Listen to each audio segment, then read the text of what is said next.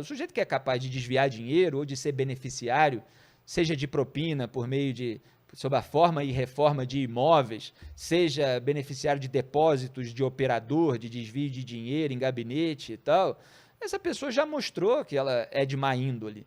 O que acontece é que há ainda muita condescendência para a roubalheira, muita condescendência para esqueminhas, por parte de uma parcela significativa da população, que eu não creio que seja a maioria, que fique bem claro. Eu acho que a maioria precisa reagir a isso. Ela precisa mostrar que isso não é aceitável e que pessoas capazes disso, que são obviamente capazes de mentir, porque se você é capaz de roubar dinheiro, mentir para você é o quê? É uma coisa banal. E são esses políticos que estão aí, nessa frente ampla pela impunidade, que uniu todo mundo, tucanos, petistas, bolsonaristas, pessoal do Centrão. Então, tem muita gente de má índole atuando pela impunidade e a população brasileira precisa reagir contra esse pessoal. Mas a última eleição foi meio um recado da população em relação a isso, e aí parte dessa população percebeu que não adiantou nada, né? Que foi isso, o discurso era, vamos acabar com isso que está acontecendo, tal. A galera falou, estamos ok, é esse discurso que a gente quer. E aí a gente percebeu logo em seguida que não é isso, né? Tudo está igual ou pior, né? O que aconteceu foi que a magnitude da roubalheira durante os governos do PT, ela foi muito grande e gerou uma rejeição conforme aquilo ia vindo à tona.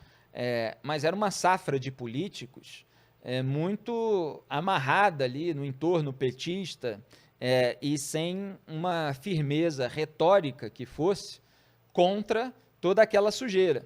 Então você tinha outros candidatos em 2018 que eram contra a prisão do Lula, eram contra o impeachment da Dilma, ou eram eternamente, como é que eu vou dizer, molengas, né, covardes, né, frouxo. Condescendente. Frouxo, mas os candidatos tucanos que perderam para o petismo, eles foram muito frouxos ali no embate direto com a sujeira petista, porque a gente viu depois, até pelo avanço das investigações, que vários tucanos tinham telhado de vidro.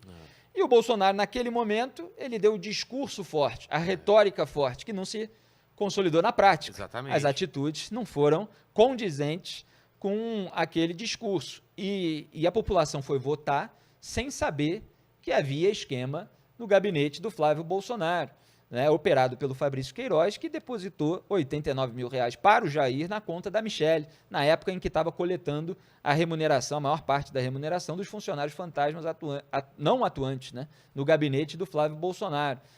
Então, tudo isso veio à tona. Você veja que eu gosto até de tocar nesse ponto, que é importante, muita gente não entende, né?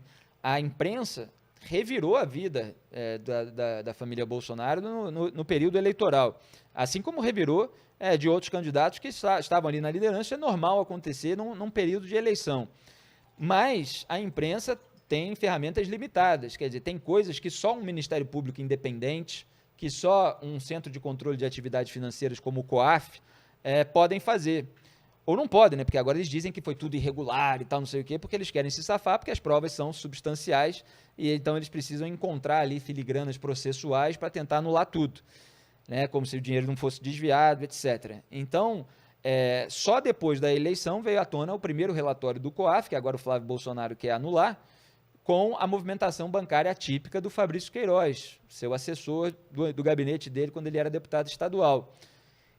E aí veio a primeira mentira do Jair Bolsonaro, que ele disse que tinha sido depositado só R$40 mil na conta, quando apareceu ali a quantia de 24 mil, num período só pequeno analisado pelo COAF, na conta da Michelle, ele falou que eram 40, depois se mostrou que eram R$89 mil, mais do que o dobro. A partir dali, veio à tona um esquema que não apareceu durante a campanha. E como ele chegou ao poder, ele começou a usar o poder para tentar evitar qualquer responsabilização em relação à família dele. E aí vieram votações, vieram atitudes presidenciais completamente dissonantes em relação ao discurso de campanha. Então ele ajudou a sancionar vários itens de abrandamento da legislação penal. No próprio pacote anticrime originalmente proposto pelo então ministro Sérgio Moro, ele sancionou lá a criação da figura do juiz de garantias, limitação à delação premiada, limitação à prisão preventiva, 3 itens defendidos pelo PT, ele posa ali de contrário ao PT, estão unidos pelo abrandamento da legislação penal. Aí veio interferência na Polícia Federal, semanas depois de que um inquérito da parte eleitoral sobre o Flávio Bolsonaro, porque são dois, avançou na superintendência da PF do Rio, ele já estava querendo trocar o chefe da superintendência, mas precisava passar pelo diretor-geral, porque não é atribuição direta do presidente da República, ele tinha dado carta branca ao Moro, mas aí ele desfaz isso quando vê que o bicho vai pegar para ele, e depois ele teve a reunião, né, com o general Augusto Heleno, chefe do GSI, o Gabinete de Segurança Institucional, o Alexandre Ramagem, diretor da ABIN, que ele queria colocar no comando da PF, mas não conseguiu, porque a nomeação foi suspensa pelo Alexandre de Moraes do STF, teve essa reunião com a defesa do Flávio Bolsonaro. Quer dizer, pessoas ali com um cargo em órgãos de Estado, ajudando a defesa do Flávio Bolsonaro a tentar encontrar irregularidade para abafar o inquérito. Depois houve um envio de um relatório com orientações por parte do Alexandre Ramagem para o Flávio Bolsonaro. E algumas orientações foram seguidas. Então, assim, tudo isso é muito grave. Se fosse o petismo, vários que hoje torcem pelo Bolsonaro, estaria falando, isso é absurdo e tal, não sei o quê. Mas ele passa pano. E eu mostro dos dois lados, que se dane. Aí você tem esses militantes, essas pessoas apaixonadas, deslumbradas, que começam a atacar, começam a disparar todos esses rótulos imbecis aí, que é só para elas não fazerem o próprio exame de consciência, muitas vezes não tem, né, a consciência moral, então elas estão atuando de uma maneira que é só propaganda, é só tentativa de calar e manchar a reputação, assassinar a reputação de quem quer que traga notícias incômodas ou faça críticas legítimas, traga à tona, né, ou faça as críticas legítimas. É muito bolsopetismo mesmo, né? É muito parecido a forma... Eu achava que os petistas radicais, quando perseguiam a gente, era uma coisa muito absurda. E hoje eu vejo que é a mesma coisa. Não, mas... E ainda e é pior, na verdade, não por ser pior, talvez, e tal. Isso é uma análise que ainda precisamos fazer em termos de magnitude, mas porque as próprias ferramentas tecnológicas, elas se desenvolveram. E o bolsonarismo percebeu, veio bastante das redes sociais, né, e percebeu como usar as redes sociais para a sua própria propaganda. Então, criam essas redes de desinformação por grupos de WhatsApp e tal, e mobilizam em massa ataques contra pessoas específicas, contra jornalistas específicos e tal. E muita gente até não entende, né, que a gente precisa muitas vezes se blindar, porque é uma manipulação do debate público, né? Você tem o ataque em massa coordenado, organizado em grupos de WhatsApp, para disparar determinada mentira contra você.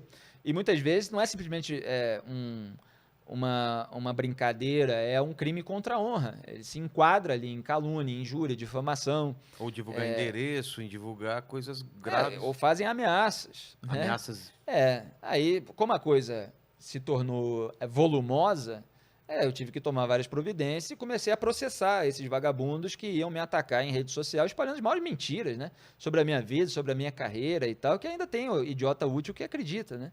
Então comecei a processar. O último que me ameaçou, acabou de ter uma decisão contra ele em primeira instância para pagar 15 mil reais. Teve que é um episódio isso um pouco Twitter, mais antigo, Twitter, que teve Twitter, esse que eu estou falando. Mas são em todas as redes sociais, né? Teve um pouquinho mais antigo que saiu já da primeira instância também condenado a pagar 50 mil reais. Isso tweet, hein? Caramba. Só o pessoal ter ideia. Para ter ideia da gravidade do que ele deve ter falado. Da gravidade. Tudo acusando coisas. E esse pessoal que acha que pode falar qualquer coisa, quando a gente dá print, pega link e tal, vai para o advogado vê aquilo que configura crime mesmo e processa. E é educativo, né? E consegue achar a pessoa mesmo que for fotinho de anime. Exatamente, existe em alguns casos, porque eles usam contas fakes, muitos e tal, você tem uma dificuldade para encontrar, mas a gente... Dá para chegar. Tenta chegar e quando chega, processa, porque é inaceitável que se cometa crime, né, contra as pessoas simplesmente porque elas estão exercendo o seu trabalho de divulgar informações incômodas sobre o político de estimação delas. Então, elas transformam essa raiva, esse ódio, numa questão pessoal com você, né? E você nem sabe da existência dessas pessoas, entende? Que tem um ódio mortal sobre você, porque você está falando sobre o político que ela ama de paixão, uma coisa assim completamente cafona, inclusive. Total. Né? provinciana, de você ter um amor pelo político, você atacar as outras pessoas que estão falando dele. Político é empregado do povo, pô. Tá aí para servir o povo, a gente tem que cobrar dele que ele faça a coisa certa. É uma coisa religiosa quase, né? Uma coisa de colocar no pedestal como se fosse um santo, cara, e não pode falar nada. Exatamente. E você entende que isso escalou de uma hora para outra ou veio acontecendo com o tempo? Não, Desde veio que você acontecendo. começou? Os petistas tinham, né, uma rede de blogs sujos também, e tinham os MAVs, né? Eu ajudei a popularizar essa expressão, porque eles criaram um cursinho ali de mobilização em ambientes virtuais E e era tal. pesado, né? A gente pegou as iniciais e tal e passou a usar. Eu passei a usar para o militante específico, né? Então se tornou um MAV ali, né? E a gente chama de os MAVs e tal. EMAV por Eu quê? fiz muita ironia, não, justamente mobilização em ambiente virtual, Ah, mas aquele militante que fazia parte da mobilização petista em ambientes virtuais, a gente passou a denominar MAV. Tá. E eu escrevi, se você procurar meu Twitter, MAV e tal, @FMouraBrasil, vai encontrar um monte de ironias e tal, e de reações, assim como eu falo hoje da claque bolsonarista. Então isso já existia e foi cada vez mais instrumentalizado, né, para você tornar a rede social um ambiente de propaganda, e ela perdeu muito com isso, porque ela perdeu a boa parte de espontaneidade, de autenticidade, de espaço criativo, que era justamente a parte legal da rede social. Ainda existe, evidentemente, mas as pessoas precisam saber filtrar o que é propaganda, militância e tal, e o que é uma pessoa de talento que está ali sem um espaço falando determinadas coisas corretas sobre a realidade, em vez de disseminar teoria conspiratória e fazer campanha contra o combate à pandemia, por exemplo, né? Fazendo chacota de pessoas que estão morrendo.